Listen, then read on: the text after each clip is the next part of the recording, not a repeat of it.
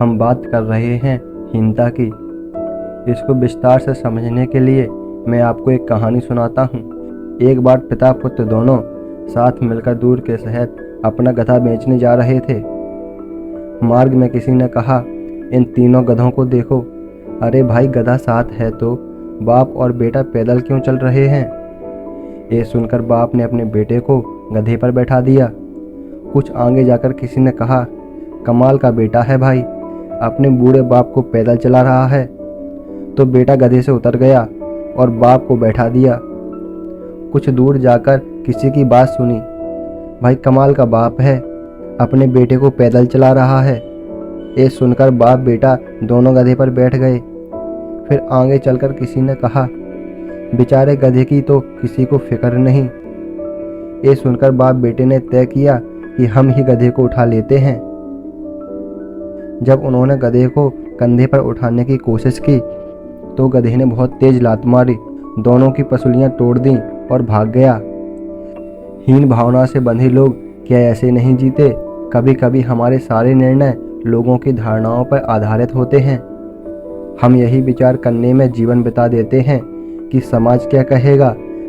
अपने जीवन का प्रवाह लोगों की बातें सुनकर बदलते रहते हैं।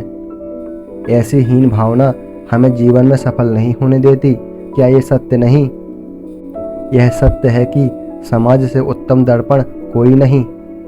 अपने आप का परिचय प्राप्त करने के लिए समाज के दर्पण में पड़ने वाले हमारे प्रतिबिंब को देखना अति आवश्यक है। किंतु ये भी सत्य है, दर्पण की मर्यादा है कि वो उल्टा चित्र दिखाता है। समाज के दर्पण में दिखने वाले प्रतिबिंब को सीधा करके देखना आवश्यक है। इसका अर्थ क्या होता है? हीन भावना से बंधे लोग सदा ही समाज की बातों के आधार पर निर्णय करते हैं।